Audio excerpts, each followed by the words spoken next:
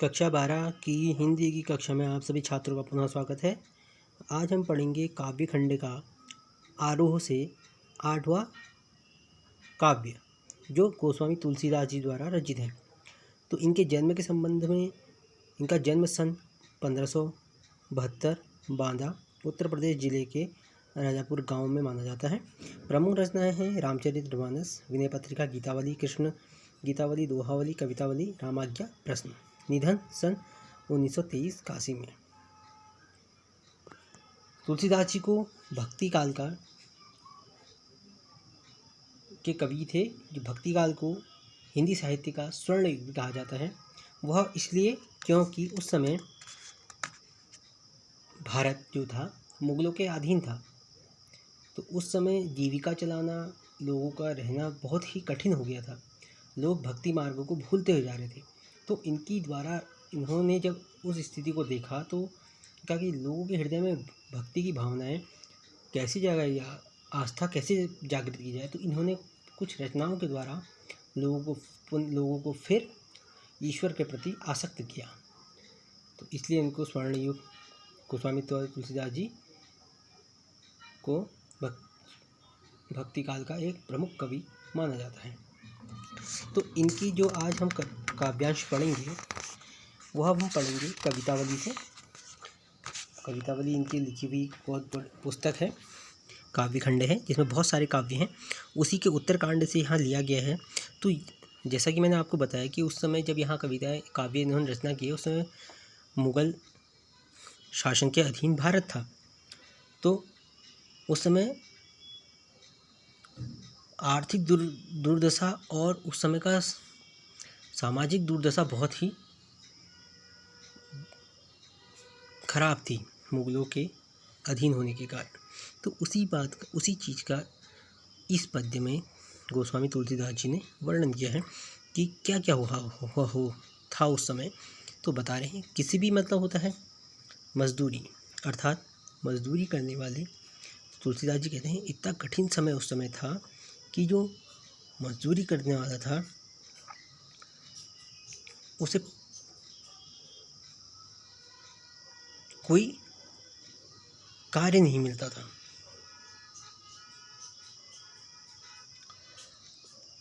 और अगर वह मजदूरी करना भी चाहे तो उसको मजदूरी के सापेक्ष धन प्राप्त नहीं होता था। तो कहते हैं, किसी भी किसान कुल बनिक भिकारी भाट, चाकर चपल नट चोर चाकरी चेटकी, पेट को पड़त तो गुण गड़त चढ़त गिरी। कहते हैं इतना कठिन समय आ गया है कि मनुष्य का पेट भरना बहुत ही कठिन हो गया है। मजदूर को पेट भरने के लिए मजदूरी करता है, किसान कुल खेती करता है पेट भरने के लिए, बनिक व्यापार करता है, भिखारी भीख मांगता है, भाट मतलब होता है राजाओं की गुणगान करने वाला व्यक्ति, उनका गुणगान करता है पेट के आग को बुझाने के लिए। चाकर होता है नौकर, नौकर नौकरी करता है।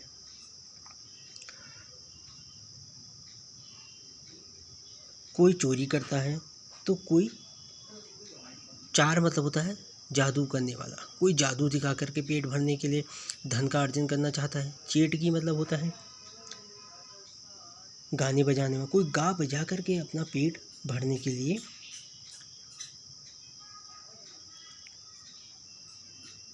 परिश्रम करता है। पेट को पड़त, पेट की आग को बुझाने के लिए, पेट की क्षुधा को मिटाने के लिए, पेट की भूख को मिटाने के लिए पढ़ते हैं। जो लोग अध्ययन भी कर रहे हैं, जो ज्ञान प्राप्त भी कर रहे हैं, उस समय का चित्रण उन्होंने किया है। तो कह रहे हैं उस समय लोग अगर ज्ञान के लिए ज्ञान प्राप्त भी कर रहे हैं तो उनका लक्ष्य मात्र उदर पूर्ति ही है। वह ज्ञान प्राप्ति के लिए नहीं, अपनी उदर को भरने के लिए, पेट भरने के लिए ही शिक्षा ग्रहण करते हैं। गुण गणत, गुणगान करते हैं, विभिन्न गुणों को सीखते हैं, अनेक विद्याओं को सीखते हैं। गुण गणत, गणत मतलब सीखना। उस समय लोग पेट की आग को बुझाने के लिए विभिन्न गुणों को सीखते हैं। चढ़तगिरी, पहाड़ों पर चढ़ जाते हैं। पहाड़ पर चढ़ने जैसा कठिन कार्य को भी वह करते हैं अपनी पेट की आग को भरने के लिए, बुझाने के लिए। अटत कहन गन अहन अखेटकी, अटत मतलब घूमते हैं। अटत गहन गन,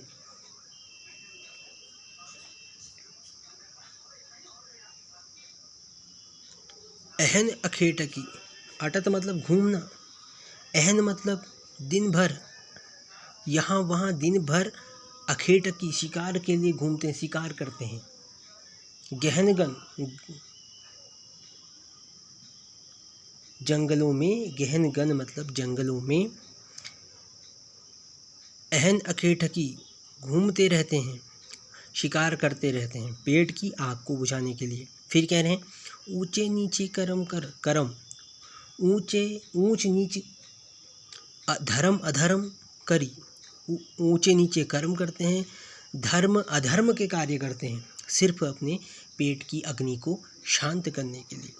पेट को ही पचत, बेटा बेटी बेचत, पेट को ही पचत, पेट को भरने के लिए। पचत मतलब भरना, यहाँ पे पचत मतलब पचाना नहीं, पचत मतलब भरना।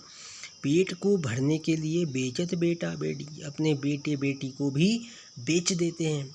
ऐसा समय है, ऐसा कठिन समय यहाँ है कि लोग जो हैं अपनी पेट की आग बुझाने के लिए अपने बेटा बेटी तक को बेच देते हैं।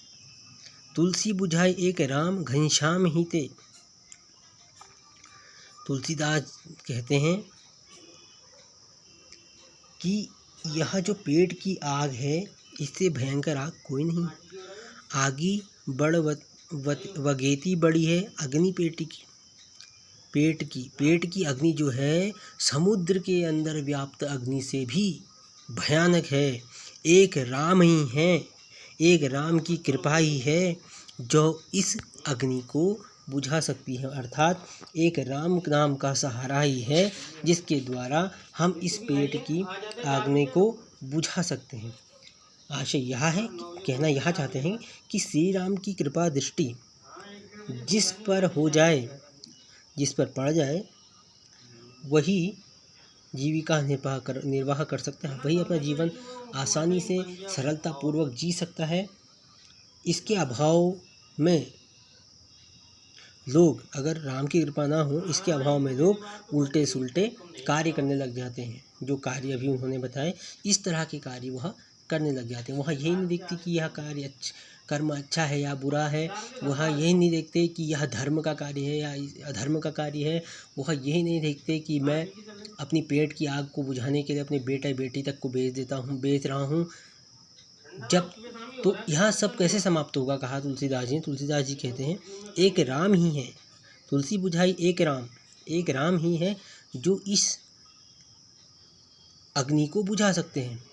एक राम रूपी मेघ ही है, एक राम रूपी बादल ही है, बादल रूपी राम शब्द ही वह एकमात्र सहारा है जो इस पेट की आग को बुझा सकता है। वरना पर यह पेट की आग तो बड़ वगेती बड़ी है आगी पेटी का, यह पेट की आग तो समुद्र से भी बड़ वागेती मतलब समुद्र की अग्नि, बड़ वागेती मतलब समुद्र की अग्नि से भी बड़ी है, नहीं तो इसको शांत नहीं किया जा सकता। पेट की आग को कभी शांत नहीं किया जा सकता। यह एक ऐसी आग है इसको सिर्फ राम नाम की कृपा ही शांत कर सकती है। अगर भगवान राम का सहारा व्यक्ति नहीं लेगा तो वह जीवन को सरलता से निर्वाह नहीं कर सकता। इसलिए एक राम नाम का ही सहारा है जिसके द्वारा इस पेट की अग्नि को बुझाया जा सकता है। इसलिए राम नाम का ही जप करो, ऐसा तुलसीदास जी ने अपने इस प्रस्तुत पद्यांश में मनुष्यों से को उपदेश किया है। तो यह हो गया हमारा पहला पद्यांश। तो इसमें जो ये शब्द आए हैं इन शब्दों के अर्थ आपने ध्यानपूर्वक, मैंने बता भी दिया है क्या क्या अर्थ हैं, इसको अच्छे से पढ़ना है। इसकी भाषा जो है ब्रज भाषा है, अनुप्रकाश अलंकार इसमें दिया है और जो है छंद इसमें भक्ति छंद है। इसके जो 4 प्रश्न भी इसमें से बनते हैं वह है कवि और पेट भरने के लिए कौन कौन मारे मारे फिर रहे हैं। तो आपने इसमें ऊपर के 2 लाइन के शब्द सारे लिख देने हैं। अगर ये परीक्षा में आता है तो इससे संबंधित प्रश्न आएगा। तो कौन कौन पेट की आग के लिए भटक रहे हैं, तो यहाँ पे लिखा है किसान, बनिक, भिखारी और चाकर, चपल, नट, चोर, चार, चेटकी, यह सब पेट की आग को बुझाने के लिए मारे मारे फिर रहे हैं। पेट की आग को शांत करने के लिए लोग क्या क्या कार्य करते हैं, तो यहाँ दिया है ऊंचे नीचे कर्म, धर्माधर्म कर्म, बेटा बेटी बेचत। और फिर है किस आग से पेट की आग बढ़ी है, तो क्या है बड़ बगेती आपने लिखना है इसमें। और अंतिम प्रश्न बनता है पेट के आग को शांत करने में कौन समर्थ है, तो पेट की आग को शांत करने के लिए राम नाम का सहारा ही सर्वोपरि है। तो यह हो गया आपका पहला पद्यांश। दूसरा पद्यांश हम कल की कक्षा में करेंगे। आप इसको सुनिए, पढ़िए, समझिए, ना आए तो मुझसे पूछिए। धन्यवाद।